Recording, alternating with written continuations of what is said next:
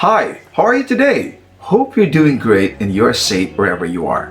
Welcome to my channel, the Mind Gears channel. For fresh, inspiring, unintimidating. So join us for an hour of talk and more. Let's get ahead of the curve. So let's welcome our guest, Sir Renz Diche, Sales Training Manager and Motivational Speaker. Sir Renz kayo, where are you now? Yes, it's raining cats and dogs in Santa Rosa, Laguna right now. Grabe. Okay, there you Sobrang have lakas it, ng ulan. partners. Your weather update brought to you by Curve TV. No? And it's going to be a very exciting topic because we are here to check, di ba, kung nasa na ba tayo ngayon in our industry because we have been in this lockdown for what? We're counting 1.5 years already. Either nasanay na tayo or we're still really looking forward to that day na we can all, efficiently work together, everybody in the office, because the workmanship and yung collaboration iba talaga when you're together sa opisina, 'di ba? So, Yes. two of you have your own firms and Renz is in the developer side, no? And the sales side. We'll check on each other on how our industries are. So, and Renz is here because he is very much into the sales and the event side of it.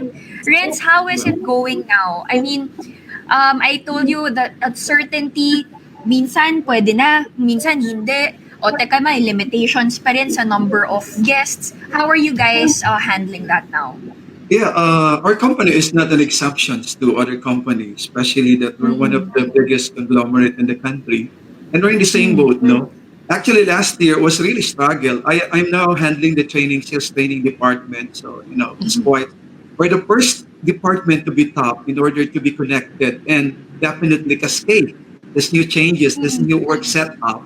That's really a challenge to us. To be honest, last year was a really struggle because we're not expecting that the pandemic will happen. And that all the sales manpower, the team itself, especially the sellers, and even the departments are not ready with this, especially when it comes to technology. So in short, we have to set up everything. We make sure that everybody will be connected. We need to make sure that we have this group of communication that we can use for us to easily communicate with each other. So I think the effect of pandemic last year was definitely a chaos. And it's nice to know that with the support of the company, with their willingness to really shift now the gear to the new setup, which is the new normal. And the sales training department is also in the innovation side. I can say that at this point of time, we're now coping up. And what we're doing now is we have set everything, the system, the flow of communication, the business, the transaction, the booking, the sales, the construction, everything. Everything about the business process was calibrated for us to cope up with what we call new normal. And I'm happy that today our company, Philinvest Land Inc., is now in the stage that we are on the stage of doing the consistency, ensuring that everybody's safe, ensuring that everybody will be having a good job, and at the same time ensuring that the changes in how to do the business is in place so that everybody will be aligned, that everybody can do the check-ins and do the business as of now. So the hardest task na ngayon with the situation is that yung innovation, because with me as a part of Yes. training, we have to innovate every day. Consistent kasi yung connection mo. We cannot measure anymore. It's so hard to measure if you're doing great, if you're doing good. But the good The thing is that evaluation, no? The evaluation is the not there eh. evaluation, when you conduct a lot of webinars, when you conduct a lot of talk, motivating people, how's their attention? Sometimes you cannot push them. We cannot just tell them, hey, open the camera and listen to me. This is how we're going to do things. So we set all of this in hand already. So consistency na lang, innovation. Now that we have a good Oo. connection with the seller and they're doing good, nako-convert naman yung effort natin. At actually, maging madali talaga ngayon yung communication with Pat, their architects. Dali, di ba, yung communication, the way you send this, but not all can be done without human intervention and without face-to-face intervention talaga. You Yes, really kasi have to go Renz, I down to the always, situation. I always say this also on the show that when it comes to the construction side, at least for the design part, and I think Faith and Ludes can relate to this, we've always been trained to work also using the computer and the technology, Yeah. 'di ba? Kumbaga when the pandemic hit us, kaya natin magtrabaho kahit saan, eh. Basta may laptop ka, may computer ka, you can do that remotely. The challenge in the construction industry is the actual building or the actual Yeah. construction, di ba? Logistics. But when Yes, it comes to you, Renz, kasi you're in the marketing and the sales side, that sales pitch, no, from your people, yun yung nawala. So ang tanong namin, and I'm sure Faith and Ludes are also curious about this, paano ginagawa ngayon ng mga sales yun? Kasi nawala yung human contact, di ba? And the relationship between the client and the sales is not there. So how do you guys do it virtually? Or at least if you're still doing it face to face, how do you do it in a more safe environment that you can give those the clients, potential clients, ang good ano? Yeah, as of this moment, the good thing about our company prior to pandemic, we've been also advanced in training our people. No? We're exposed. We go abroad also to do some studies. And prior to the pandemic, we've been applying already some systems to put on online all of this transactions. So that actually helped the company to cope up fast and quick. So, for example, in terms of booking, we cannot do that. We have to go to the office. You have to go to the bank.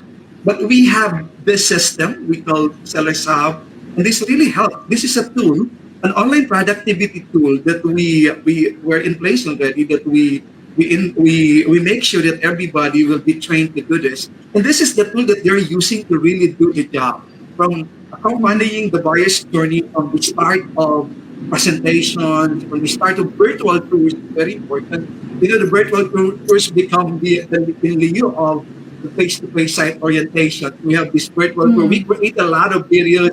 We created a lot of tutorials. Even me myself have to go engage in video tutorials for them to know how to do things. Then we have a very massive and comprehensive training program that they attend every week. We are active batch. I conduct, I think, at least 5 to 6 webinars in a day with different topics, just to make sure that everybody will be aligned, will have the technical know-how, how to book, how to reserve. And the other challenges that really occur in that part is on the side of the buyer. Pat, when you try to impose new things, but not everyone naman is technologically savvy. Not all the client will just say, I cannot sign digitally. I cannot this. I cannot attend to you for hours for you to discuss something. How am I going to send my document, etc. All of this are done with the online productivity tools. For examples, when it comes to lead generation, we have ECRM. This is an electronic customer relation management. Yes. The buyer to give them all the things that they need. If they need computation, if they need to see the site, if they need to have the virtual tour, if they need something to know about the projects, and everybody's just there. So online productivity tool is actually now the secret of all the success and how to do the business right now. So and that worked for you guys, no? That really worked for you. And I wanna ask, Renz, about this because you're from the marketing side and then the developer side. Nag-evolve na rin ba on the requirements that you guys ask from your consultants as to how, this planning will be? Kasi kayo ang nasa front end kayo ang magbebenta sa kliyente that it's safe, you guys can still hold your events here. How do you now interact that with your consultants in the design, the construction, or planning? Yeah, that's true, and I think we have an architectural team naman, the planning team, that they're actually doing everything to meet the new demands of the new normal. So basically, when it comes to design, they're improving and they're really coping up with the requirements of the buyers, especially now. No, basically, clients also would like to focus on the density. Yung medyo ang ambience mo is something like earthly. Dapat medyo open lang yung mga spaces. Hindi masyadong minimalist on its own way, although we have the minimalist already. Something like yung design talaga na hinahanap, that can create a peaceful mind. They have this time to little bit of planting for their own family to enjoy. Then, especially if dapat yung construction, yung bahay, yung developing, yung design. yung bang pagod ka na, because you're, most of the time, lalo na ngayon, that work from home is really, I think the design will be also considering the work from home situations where you can have this a little space for your working space. Yung sinasabi nyo kanina na something like, iba na exit, iba ang daan ko dito, I have something like this in this place, and this area of my house can be my place and that I will not be disturbed. Parang na-advance na rin yung mga requirements natin na that we can maximize the use of the house. Hindi na siya actually house lang, ano? Hindi na lang sila actually property or a place that your family to enjoy and to live with, but a place actually, a work of place actually, and a work of relaxation actually, because we must maximize doing as much as possible until kahit wala na sigurong pandemic, we have realized that the best place for us to stay is at home. And that we can maximize all of this. And I think that the concept are being considered in the design now. Now, if you look back on those months and years na pinagdaanan natin, what is the biggest struggle talaga that you've encountered in your business? Let's start with Renz. The greatest struggle talaga, how we're going really to convert all the efforts, all the investment that we have because we're a big company. How we're going to convert all of this? How can we make it a point that all the people will not be losing the job, that all, especially the regular ones, that all the people will be safe. At the same time, they are safe. That all the people will be secured because they're afraid. What's happening? We have a problem in the economic situations. Everybody is falling. So that's the greatest battle na hinarap namin. So how can we, hindi na nga siya actually on sales, more on sales, but how can we make these people intact? These are the people who made our company great. These are the people, the people who built our company. How can we take care of them and their family, assuring them that everything will be okay, that we can get through this? Yun ang the greatest challenge. Eh.